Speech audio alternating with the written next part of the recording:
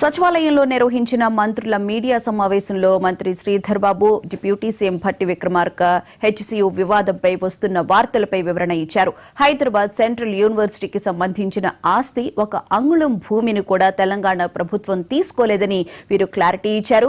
ఈ విషయంలో కొంతమంది వ్యక్తులు, కొన్ని పార్టీలతో అనుసంధానంగా ఉన్న సంఘాలు తప్పుడు సమాచారాన్ని ప్రచారం చేస్తున్నారని మండిపడ్డారు. వర్సిటీ భూమి వర్సిటీకే ఉందని స్పష్టం చేశారు. ఈరోజు కంచె చిబోలిలోని సర్వే నెంబర్ 25 లోని 400 ఎకరాల భూమి 2 దశాబ్దాలుగా పైగా న్యాయ పోరాటంలో ఉంది. వాస్తవాలు ఏ విధమైన సంశయాలకు తావు లేకుండా రాష్ట్ర ప్రభుత్వం తరఫున స్పష్టంగా అక్కడ ఆందోళన పడతా ఉన్న విద్యార్థులకు కానీ, ఉపాధ్యాయ సిబ్బందికి కానీ, యూనివర్సిటీకి సంబంధించిన ఇతర సిబ్బంది, మేము రాష్ట్ర ప్రజలకి, యావత్ విద్యార్థి లోకానికి సంబంధించి యూనివర్సిటీ ఆఫ్ హైదరాబాద్ సెంట్రల్ యూనివర్సిటీకి సంబంధించిన ఆస్తి గాని, 1 ఇంచు భూమి గాని ప్రభుత్వం తీసుకోలేదు. ఇది స్పష్టం. ఈరోజు కొంతమంది కొన్ని పార్టీలకు అఫిలియేషన్ తో సంబంధం ఉన్న సంఘాలు తప్పుడు సమాచారాన్ని ప్రజలు చేరవేసే దిశలో తప్పు పట్టిస్తూ ప్రభుత్వం మేము చేపట్టాల్సిన చట్టబద్ధ బాధ్యతలను అడ్డుకోవాలని, చేయనీయక ఉండాలని అడ్డు తగులుతా ఉన్నారు. ఇది స్పష్టం. ఒక వారం రోజుల క్రితం ఆ యూనివర్సిటీకి సంబంధించిన వైస్ ఛాన్సలర్ గారిని, రిజిస్టర్ గారితో కూడా ప్రభుత్వ పరంగా మేము సంప్రదింపులు చేశాం. అనేక సంవత్సరాలుగా పెండింగ్ లో ఉన్న ప్రధానమైన సమస్య యూనివర్సిటీ పరంగా 1 ఎకరం కూడా వారికి రికార్డు బుక్స్ లో లేకపోవడం వల్ల మేము మా ప్రభుత్వం తరఫున చాలా సంవత్సరాలుగా పెండింగ్ ఉన్న సమస్యను పరిష్కారం చేయాలని, యూనివర్సిటీ ల్యాండ్ యూనివర్సిటీకే ఉండాలని వారికి తెలియజేయడం జరిగింది. ఈ 400 ఎకరాలకు సంబంధించి ఆల్రెడీ ఎక్స్చేంజ్ ఆఫ్ ల్యాండ్ యూనివర్సిటీకి ఆ రోజు ఇచ్చేశారు. ఈ 400 ఎకరాలు ప్రభుత్వానికి అప్పచెప్తున్నట్టు, దాని బదులు ఇంకో 397 ఎకరాలు మేము తీసుకున్నట్టు యూనివర్సిటీ అధికారులు, ఆనాటి రెవెన్యూ అధికారులు ఇద్దరు కలిసి సంతకాలు పెట్టించినారు. ఇవన్నీ వాస్తవ పరిస్థితులు ప్రజలకు తెలియాలి. ఎందుకంటే అబద్ధాలు మీదనే బతుకుతున్నటువంటి కొన్ని రాజకీయ పార్టీలు అడ్డగోలు సమాచారాన్ని ఓ తప్పుడు ప్రచారం చేసే ప్రక్రియకి పెద్ద ఎత్తున తెరలేపారు. ఇది నిజమైన అనుకుని యూనివర్సిటీ సంబంధించిన భూమిని రాష్ట్ర ప్రభుత్వం గుంజేసుకుందేమో, లేకపోతే ప్లాటింగ్ చేసి అమ్ముకోవడానికి ప్రయత్నం చేస్తుంది అనుకున్నారు. కాదు, రాష్ట్ర ప్రభుత్వం, ఆనాటి ప్రభుత్వం సరే ఎక్స్చేంజ్ లో ఆ ల్యాండ్ యూనివర్సిటీకి వస్తే యూనివర్సిటీ వాళ్ళు బాగానే ఉన్నారు, వాళ్ళ ల్యాండ్ వాళ్ళకి వచ్చింది. కానీ ఈ 400 ఎకరాలు ఎక్కడ పోయింది? పాట్రా బిల్లీరావు అనేటువంటి ఐఎంజీ భారత్ అని ఒక ఫ్రాడ్ కంపెనీకి పోయింది. అనేది రాష్ట్ర ప్రజల ఆస్తి, సొమ్ము కదా.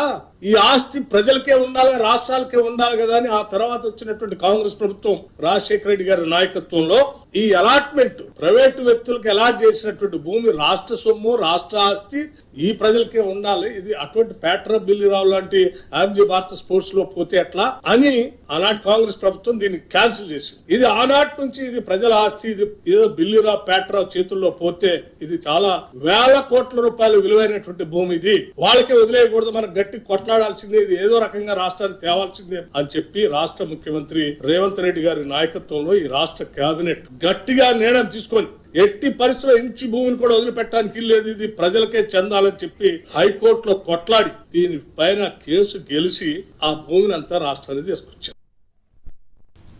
తెలంగాణ ప్రభుత్వం బెట్టింగ్ యాప్ల భరతం పట్టే పనిలో పడింది. 5 మంది సభ్యులతో ఒక ప్రత్యేక దర్యాప్తు బృందాన్ని సిట్ వేసి దాని మూలాలను పెకిలించేందుకు లోతైన ఇన్వెస్టిగేషన్ కు ఆదేశించింది. 90 రోజుల్లో బెట్టింగ్ యాప్స్ అంతు చూడాలని నిర్ణయించుకుంది. సిఐడి అడిషనల్ డీజీ ఆధ్వర్యంలో బెట్టింగ్ యాప్స్ పై విచారణ జరగనుంది.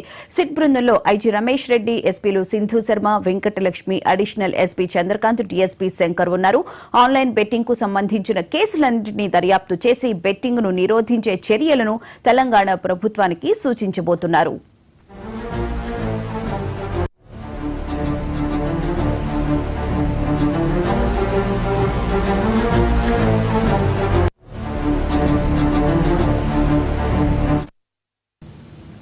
బెట్టింగ్ యాప్స్, క్రికెట్, క్యాసినో గేములను అందుబాటులోకి తీసుకువచ్చి డబ్బు వ్యామోహం ఉన్న వారికి ఆశ చూపింది సామాన్యులను, అమాయకులను టార్గెట్ చేస్తున్నాయి. వీరి వద్ద నుంచి కోట్లాది రూపాయలను దోచుకుంటున్నాయి. కాగా బెట్టింగ్ యాప్స్ కు బలవుతున్న వారి సంఖ్య ఎక్కువ అవడంతో పాటు బెట్టింగ్ యాప్స్ పై అనేక ఫిర్యాదులు రావడంతో పోలీసులు రంగంలోకి దిగారు. హైదరాబాద్ లో ఇప్పటికే 25 మంది సెలబ్రిటీలు, ఇన్ఫ్లుయెన్సర్లతో పాటు 19 మంది యాప్ నిర్వాహకులపై కేసులు నమోదయ్యాయి. పోలీసులు రంగంలోకి దిగాక కూడా ఈ యాప్స్ వల్ల ఆర్థిక నష్టాలు, ఆత్మహత్యలు ఘటనలు ఆగలేదు. దీంతో ప్రభుత్వం సిట్ ను ఏర్పాటు చేసింది.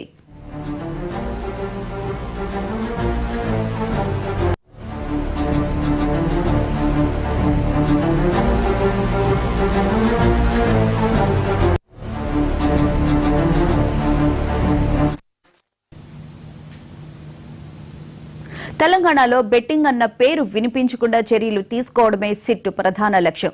నిజానికి ఇది ఓ రకంగా సిట్ కు సవాలే. ఎందుకంటే సిట్ బృందం ఆన్లైన్ బెట్టింగ్ కేసులన్నింటినీ లోతుగా విచారించాలి. ఈ యాప్స్ వెనుక నిర్వాహకులు, ఆర్థిక మూలాలు, సాంకేతిక వ్యవస్థలను గుర్తించడం అంత ఈజీ కాదు. ఈ యాప్స్ అన్ని చైనా, దుబాయ్, హాంకాంగ్ నుంచి నడుస్తున్నట్లు తెలుస్తోంది.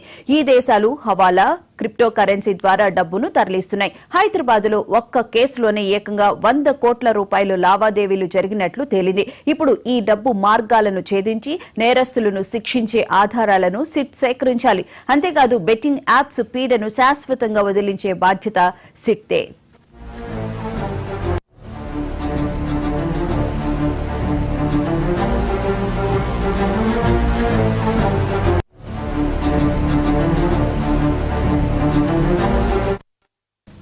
ఇలా అనేక సవాళ్లతో కూడిన బెట్టింగ్ యాప్స్ పై దర్యాప్తును సిట్ ఇప్పుడు చేయబోతోంది. బెట్టింగ్ యాప్స్ వెనుక అంతర్జాతీయ మాఫియా నెట్వర్క్లు ఉండడంతో వీటిని గుర్తించడం, వాటి సర్వర్లను ట్రాక్ చేయడం సాంకేతికంగా కూడా చాలా కష్టం. ఈ యాప్స్ అన్నీ కూడా స్థానిక ఏజెంట్లు, ఇన్ఫ్లుయెన్సర్ల ద్వారానే తమ ప్రచారం చేస్తున్నాయి. ఇప్పుడు వీరిని చట్టపరంగా శిక్షించడం అంత సులభం కాదు.